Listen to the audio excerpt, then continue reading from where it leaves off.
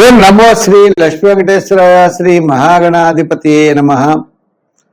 ఉగ్రం వీరం మహావిష్ణుం జ్వలంతం సర్వతోముఖం నృసింహం భీషణం భద్రం మృత్యుర్నమామ్యహం. ప్రేక్షకుల నమస్కారాలు తెలియజేస్తూ మనం జూలై నెల ఎలా ఉంటుంది 12 రాశులకి అనే విషయాన్ని తెలుసుకుందాం. ప్రధానమైనటువంటి గ్రహాల్లో జూలై నెలలో గురుడు కర్కాటక రాశిలో, మీనరాశిలో శని, కుంభరాశిలో రాహు, మరి రవి ఆయన తులారాశి కర్కాటక రాశుల్లో సంచారం ఉంటుంది. అయితే మరి ప్రస్తుతం బుధుడు కూడా మనకి మిథున రాశిలోనే ఉన్నాడు. ఇటువంటి గ్రహాల యొక్క సంబంధ బాంధవ్యాలు ఉంటాయి. కుజుడు వృషభం మిథునంలో ఉంటాడు. చేత ప్రతి పని యందు కూడా చాలా శ్రద్ధ అనేది ప్రతి వ్యక్తికి అవసరం.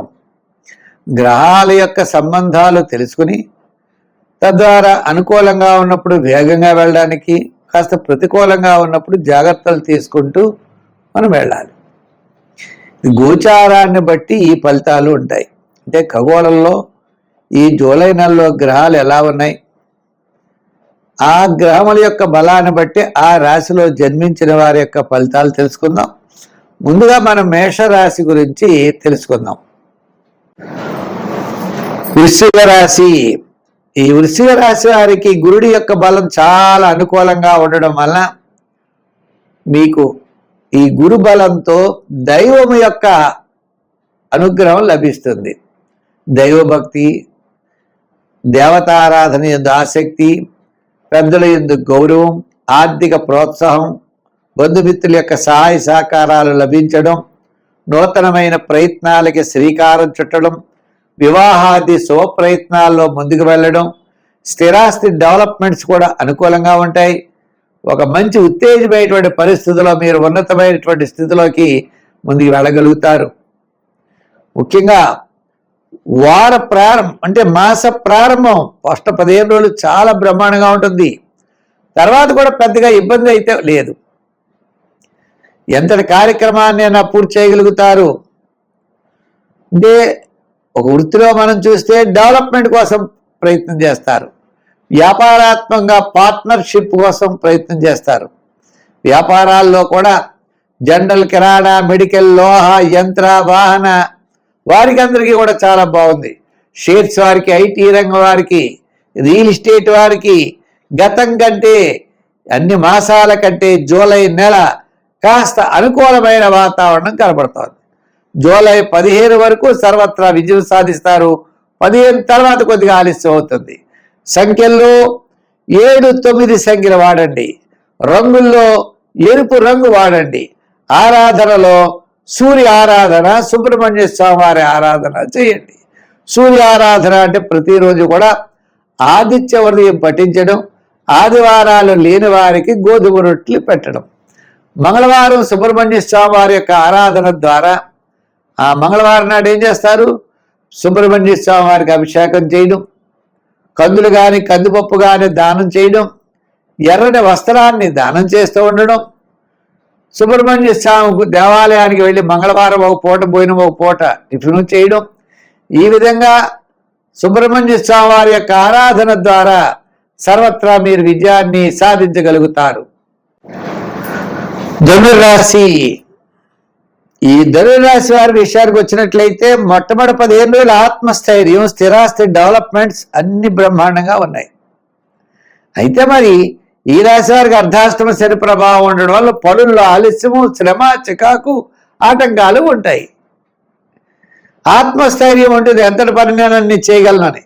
ఇతరుల యొక్క సహాయ సహకారాలు కూడా మీకు లభిస్తాయి. కానీ ఈ యొక్క ఆర్థిక సంబంధమైన వ్యవహారాలు చేస్తా అన్నవాడు 2-3 రోజుల వరకు రాకపోవడం.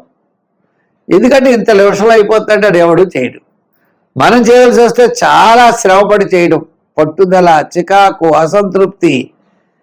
ఇవాళ అయిపోతుంది అనుకున్న పని 3 రోజులు పడుతుంది. అలాగే రూపాయికి అవుతుంది అనుకున్న పని 2 రూపాయలు ఖర్చు అవుతుంది. అంటే ఆర్థికంగానే ఇబ్బంది ఉంటుంది, పనిలోనూ శ్రమ ఉంటుంది. ఈ లోపల బంధుమిత్రుల యొక్క సహాయ సహకారాలు నువ్వు ఎందుకు చేయలేదు, అలా చేసావు ఇలా చేసావు అని వాళ్ళు. ఇలా మనకి పనుల్లో ఆలస్యం, అధికారుల పలన ఒత్తిడి పెరుగుతూ ఉంటుంది, రాజకీయ నాయకుల నుంచి కూడా ఒత్తిడి పెరుగుతుంది. వృత్తుల పరంగా మనం చూస్తే ఆర్థికపరమైన డెవలప్మెంట్స్ తక్కువ, పని ఎక్కువ. వ్యాపారాత్మకంగా చూస్తే ప్రయత్నాలు మనం ముమ్మరం చేస్తాం, కానీ ఫలించాలి కదా. ఏ వ్యాపారాలు లాభంగా ఉంటాయి, ఏ ఇబ్బందులుగా ఉంటాయంటే మరి అన్నీ కష్టమే. లోహ యంత్ర వాహన వారికి చాలా కష్టం. జనరల్ కిరాణా, మెడికల్, ఫ్యాన్సీ, మామూలు వ్యాపారాదుల వారికి పర్వాలేదు. నూతనమైన పెట్టుబడి పెట్టే విషయంలో జాగ్రత్తలు తీసుకోవాలి. జూలై నెలలో మొట్టమొదటి 15 రోజులు బాగుంటుంది, తర్వాత 15 రోజులు పెద్దగా గొప్పగా ఉండదు. అంచేత జాగ్రత్తలతో పాటు ముందుకు వెళ్ళాలి. సంఖ్యల్లో 3వ నెంబర్, రంగుల్లో ఎరుపు, తెలుపు, గోల్డ్ కలర్ వాడాలి. మరి ఆరాధన ఏం చెయ్యాలి అంటే గురుగ్రహం యొక్క బలం కోసం గురువారం నాడు స్వీట్స్ పంచిపెడుతూ ఉండాలి. గురువార నియమం పాటించాలి. గురువారం నాడు సరగా దానం చేస్తూ ఉండాలి.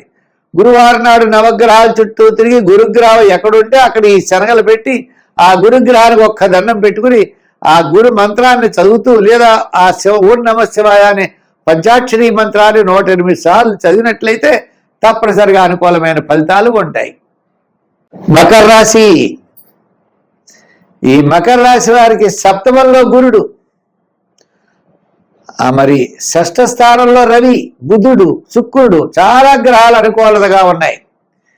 ఈ మకర రాశి వారికి 3వ స్థానంలో శని, కార్యసిద్ధి, ధనలాభం, బంధుమిత్రుల యొక్క సహాయ సహకారాలు లభించడం, కుటుంబ ఆర్థిక సంతానపరమైన డెవలప్మెంట్స్ ఉండడం, మంచి ఆలోచనలతో ముందుకు వెళ్ళడం, ప్రతి పని కూడా శ్రద్ధగా చేయడం, ఇవన్నీ కూడా నియమనిష్టలు పాటించినట్లయితే తప్పకుండా సక్సెస్ఫుల్గా మనం ముందుకెళ్ళేటువంటి అవకాశాలు ఉన్నాయి. ఎంతటి కార్యక్రమాన్నైనా మీరు పూర్తి చేయగలుగుతారు. శుభరూపమైనటువంటి ప్రయత్నాల్లో ముందుకు పెడతారు. చాలా కాలం నుండి నిలిచిన భూ గృహ నిర్మాణాది ప్రయత్నాలు ముందుకు పెడతాయి. ఓ ప్లాట్ కొనుక్కోవాలన్నా, ఓ సైట్ కొనుక్కోవాలన్నా అటువంటి ప్రయత్నాలు ముందుకెళ్ళేటువంటి అవకాశాలు ఉన్నాయి. మరి ఈ లోపల జ్యేష్ఠ వెళ్ళి ఆషాఢం రావచ్చు, కానీ ఆషాఢమైనా యోగిస్తుంది, శ్రావణమైనా యోగిస్తుంది. అంటే ఈ రాశి వారికి అనుకూలమైనటువంటి వాతావరణం, అనుకూలమైనటువంటి గ్రహాలు ఉండడం ద్వారా తప్పనిసరిగా విజయాన్ని సాధించగలుగుతారు. ముఖ్యంగా ప్రధానమైన గ్రహాల్లో రవి, శని 3వ స్థాన సంచారం, గురుడు 7వ స్థాన సంచారం. తద్వారా మీరు విజయం అనేది అందిపుచ్చుకుంటారు.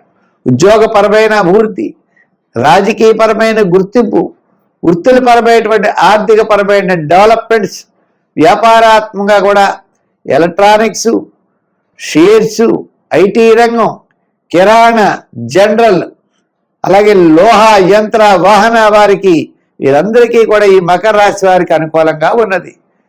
ఈ జూలై నెల పట్టిందల్లా బంగారం అన్నట్లు ఉన్నది. సంఖ్యల్లో 6, రంగుల్లో తెలుపు. ఆరాధనలో ఎక్కువ శివారాధన చేయండి, విజయం సాధించగలుగుతారు.